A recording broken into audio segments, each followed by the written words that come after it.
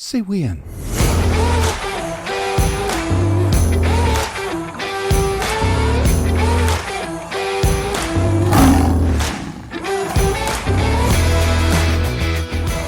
Hey guys, welcome back to Unleashed. I'm your host, Brent Henderson, and as always, remember, we are the Resistance. And you know, I just want to say thanks for giving me a part of your day. I love doing this every single week, and the feedback I get has been just incredible, so thank you. This past weekend, I was down in Birmingham, Alabama, and I was working the World Deer Expo. It's one of the largest deer shows in the country, and I had the privilege of representing a brand new product, and it's called the wood silencer. If you've listened to this podcast for very long, you know that I love seeing innovation in the hunting industry. I like seeing something new. It just seems like, how many more arrows or bows or broadheads or camo can you keep making? There's so much. And I don't care what the product is. What I love seeing is people trying to solve problems that haven't been fixed yet, to help us become better hunters. And it was a blast representing this brand new product that no one else in the industry has been able to create. And it's a product from a company called Cougar Paws, who makes the roofing boot, and it's called the wood silencer. And so the wood silencer is designed to reduce the sound of walking through the woods. We've all been there. It's like you step on one stick at the wrong time, you're going in the morning, and it just sounded like you snapped a Louisville Slugger over your knee. And every bow hunter has had that happen. But one of my favorite lines from this weekend when I was working the booth was I would say, "You can play the wind, but you can't play the sound until now." So think about that. We spend hundreds of dollars on camouflage. We wash our clothes in scent-free detergent. We wash with scent-free soap. We spray down before we ever head into the woods. We check the wind. We slip into our stands well before it's light. Why do we do that? Because we know mature deer survive by using their senses. They don't get old by being careless. So all weekend long, I was demonstrating this product. And there was a few skeptics, of course. But most of the time, the hunters couldn't believe no one had come up with a solution like this before now. And once they learned that the wood silencer silences your steps by almost 50%, that's what really got their attention. That difference surprised a lot of people. I had one guy say, "Well, it wouldn't help my kid. He drags his feet everywhere he goes." And some guys immediately saw it and they go, "Man, I need that." And there were others that were skeptical, and that's okay. I think hunters should be skeptical. We need to ask questions. We need to test things. And I really enjoy those conversations when I'm working these booths as much as anything. But somewhere during the show, God began teaching me something. And it wasn't about deer, it was about people. And before we go any further, I want to thank our friends over at ATSCO for making today's episode possible. If you're getting ready for bow season, now is exactly the time to start thinking about scent control. I've trusted ATSCO products for over 20 years, literally everywhere from Alaska to Africa and everywhere in between. Sport Wash laundry detergent, Sport Wash hair and body soap, no odor eliminator, and zero UV. These aren't products I recommend simply because someone sponsors the podcast. These are products I've used for over 20 years because they've earned my confidence year after year. And if you'd like to save 15%, go to atsko.com, use the code UNLEASH15 through September 1st. All right, let's get back to the lesson that God was teaching me. Because I realized something on the drive home, that as hunters, we spend our lives trying not to be seen, not to be heard, and not to be smelled. But as followers of Jesus, maybe we ought to ask ourselves 3 different questions. What do people see when they look at me? What do they hear when I speak? And what aroma do I leave behind after I'm gone? One of the products that ATSCO makes is called Zero UV and was formerly called UV Killer. Now here's something fascinating. Most hunters don't realize that many laundry detergents contain UV brighteners. To us, our camouflage looks great. But deer don't see the world like we do. Those UV brighteners can make clothing appear much brighter to a deer than it appears to our own eyes. In other words, you can think you're hidden while the deer sees something totally different. And that got me thinking, I wonder how often that's true spiritually. I wonder how often we think everything is fine, while the people around us see something that we don't. Maybe they see pride. Maybe it's impatience. Maybe kindness, maybe humility or authenticity. Maybe they see Jesus or maybe they don't. And during the show, I had a lot of time talking to a man from Mexico. And we started talking about the wood silencer, and then somehow the conversation shifted. As the day went on, he looks at me finally and he says something that I will never forget. He says, "There is something different about you." He said, "I can see it in your eyes. I can hear it in the way you talk." And that conversation had almost nothing to do with hunting after that. We talked about life. We talked about his family, my family. We talked about faith. We talked about even anger within the church of so much judgment or gossip or religiosity. We talked about purpose. We talked about hope. We talked about Jesus. We talked about forgiveness. And as I walked away, I thought, God, that's what I want. I don't need people walking away impressed with me. I want them walking away having experienced Jesus. Not because I'm perfect. I'm far from it. But because Christ lives in me. Remember last week's podcast was, "The lion lives in me." So I am picking up my sword again. And that was my prayer all weekend long, that people would see Jesus. I want them to see him in me. And hunters, we know something about communication. We use grunt calls. We bleat. We rattle antlers.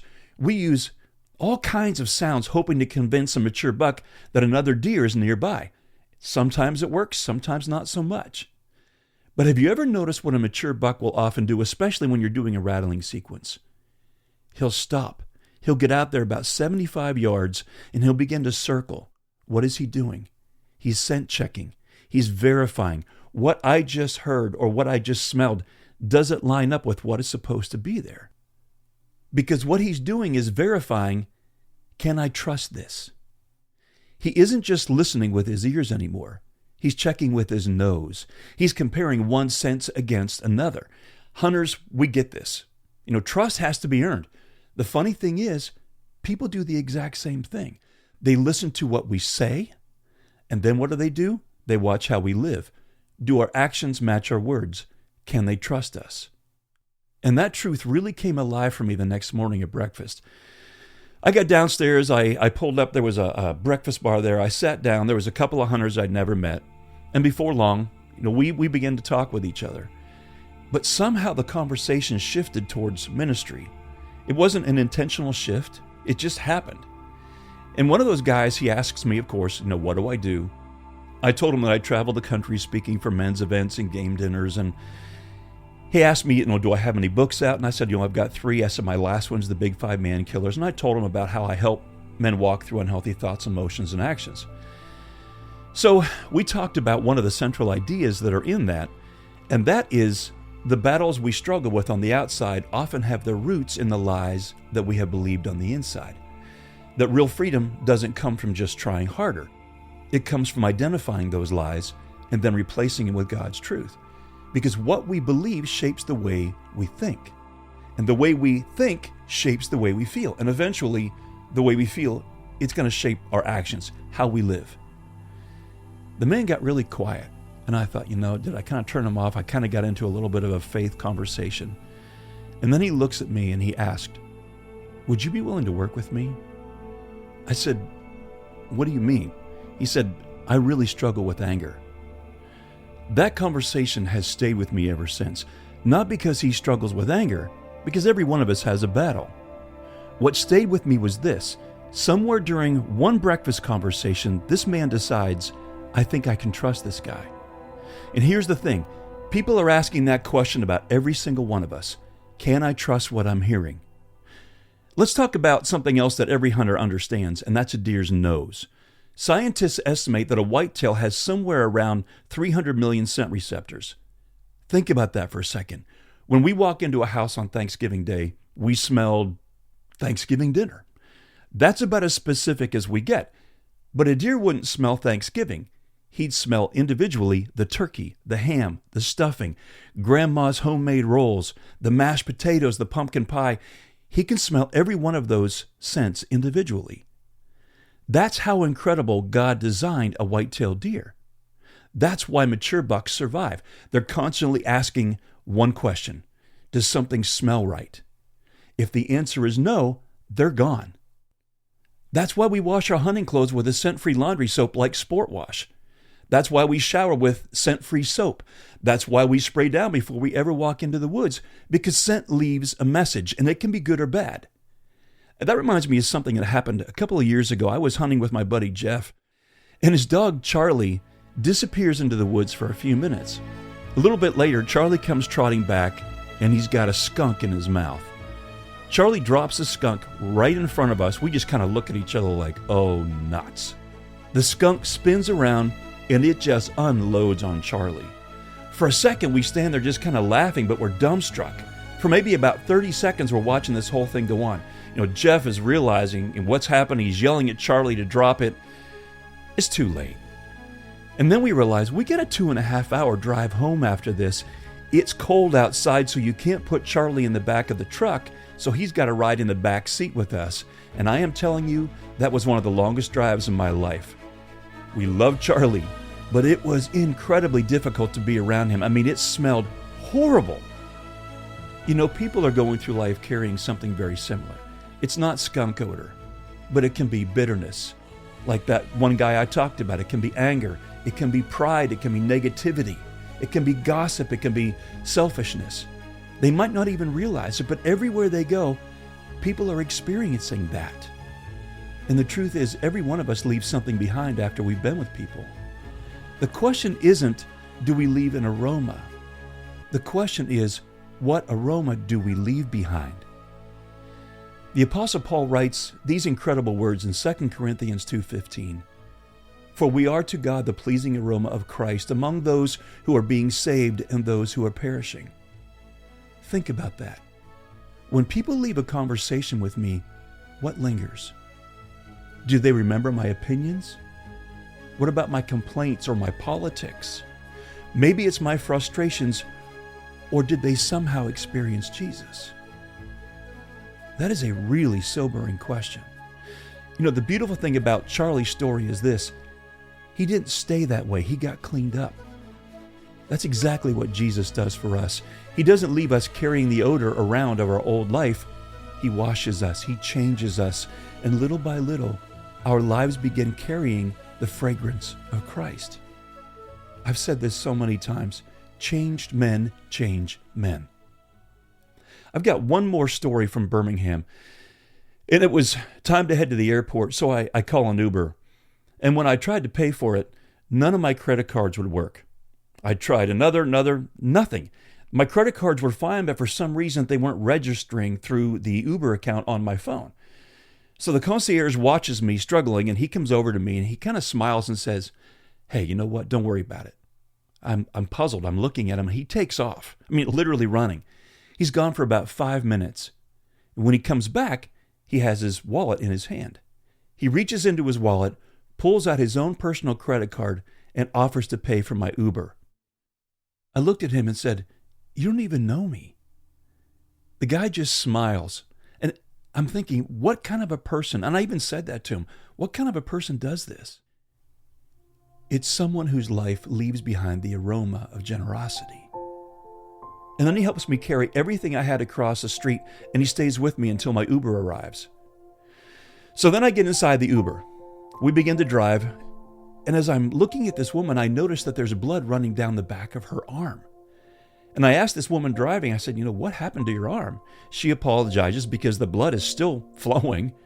And she goes, yeah, right before I picked you up, I got bitten by a pit bull. This wasn't just a scratch. These were puncture wounds. There was a couple of them. I said, why are you still driving? You need to go get that looked at. She just kind of smiles and said, I just want to make sure you get to the airport. And that hit me. Here's a woman who had every reason to think about herself, and instead, she's thinking about serving somebody else. And again, I thought, that's what Jesus does. There's one of my favorite stories in all of Scripture. It's the road to Emmaus. You've got two discouraged followers. They are walking on the road. It's after the crucifixion. And here this man joins. They aren't even sure who he is. He joins up with them. But it's Jesus. They don't recognize him. And he's walking with them, he's listening, he's teaching, he even breaks bread with them, and then suddenly their eyes are opened. Jesus disappears. And they look at each other and they ask, were not our hearts burning within us when he talked to us on the road? I love that. They didn't simply receive the information, they encountered Jesus. That's been my prayer ever since Birmingham. I say, Lord, when people walk away from me, let their hearts burn because they encountered you. I want to go to a challenge on here, but before we get into the challenge, I want to tell you what happened after I finished writing most of this episode. I had gotten to the airport looking for a place to sit, and I'm sitting in the Charlotte airport thinking, I'm just going to be home in just a couple of hours now. And instead, mechanical problems turn into delay after delay. The airline can't find another plane. They cancel my flight. And what was supposed to be a 1 o'clock flight didn't leave until almost 11 o'clock that night. I finally walked through the front door at about 2:30 in the morning. And as I'm recording this, 2 days later, my luggage is still somewhere between Charlotte and Indianapolis. I'll admit, I was really frustrated. I still don't have all of my clothes back. But sitting there in the airport, God reminded me that interruptions are often invitations. As we waited there at the gate, a conversation began with a man standing beside me waiting for updates on the canceled plane. Eventually, he shared that he was on his fourth marriage and that he was seriously thinking about leaving his current marriage. They'd only been married 4 years. And when I asked him why, I know, was there an affair involved? He says, no. He says, I feel disrespected by my wife. And then the guy admits he struggled with anger and lack of communication in the marriage. And so I just simply encouraged him, don't focus on changing your wife. Don't focus on the disrespect. Instead, ask God to change you. Love your wife the way that Christ loved the church. If she's being disrespectful, there's probably a really good reason why. So we talked for a long time, and when we finally boarded the plane, I was thinking, maybe God delayed my flight because someone needed hope more than I needed to get home. Then the next day, yesterday, God reminded me of something else.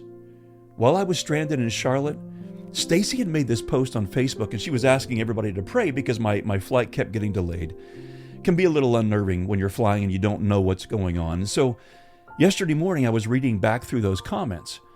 One of those comments just stopped me in my tracks because I recognized the name of this woman who had commented on her post. It was from a young woman that I hadn't heard from in nearly a decade. Instantly, I remembered her.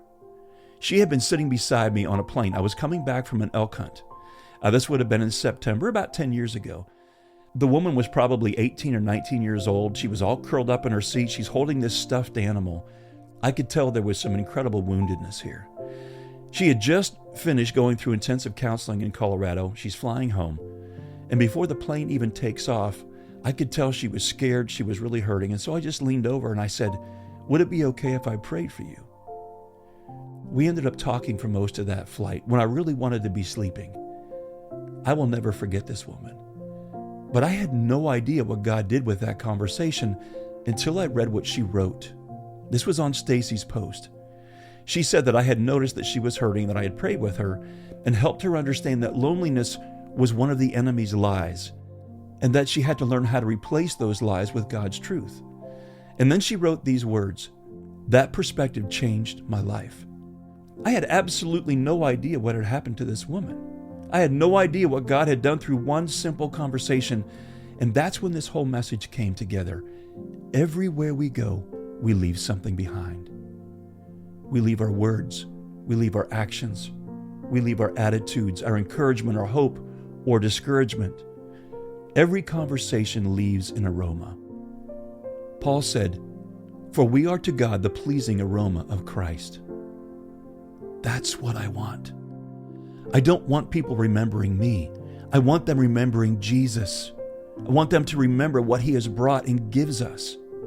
That young woman doesn't remember what shirt I was wearing. She doesn't remember where I was speaking. She remembers that Jesus met her on an airplane. That man in Charlotte may never remember my name, but I pray he remembers that someone pointed him back toward loving his wife in the way that Christ loved the church. I pray that it saves his marriage. That's the aroma I want my life to leave behind, not the fragrance of Brent, but the fragrance of Jesus Christ.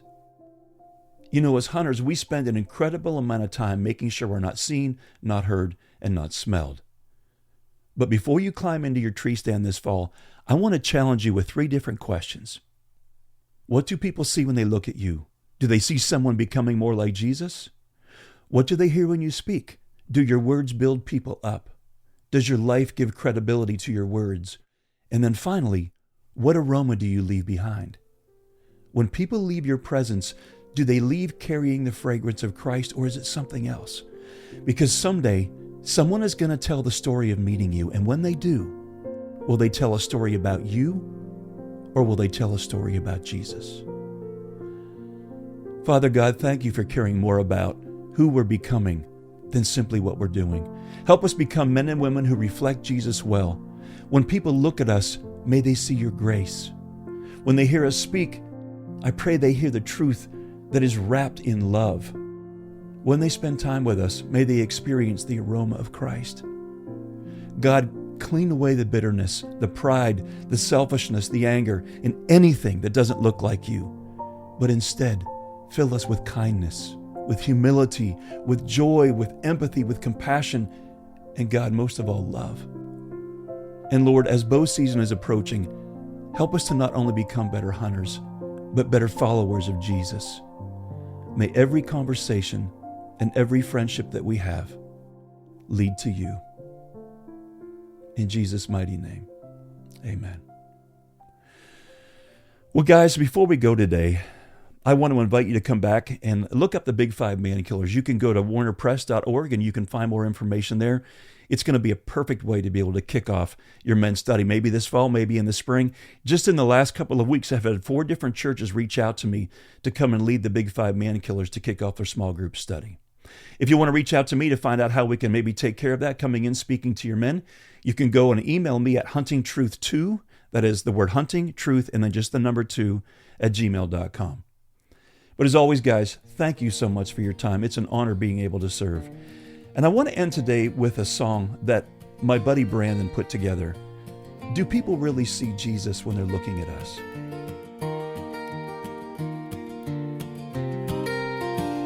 I raised my hands in worship, sang Amazing Grace, spoke about the love of Jesus, smiled as I walked away. Then Monday caught me slipping when life didn't go my way. A stranger pulled out in front of me, and my words gave me away. And do they see the face of Jesus, who I claim is living in me? When my temper takes control, or I choose what shouldn't be, if the only Bible some folks read is the way I live each day, do they see the face of Jesus, or do they just see me? My son ignored me one more time, and I let my anger lead. I talk about the Father's love,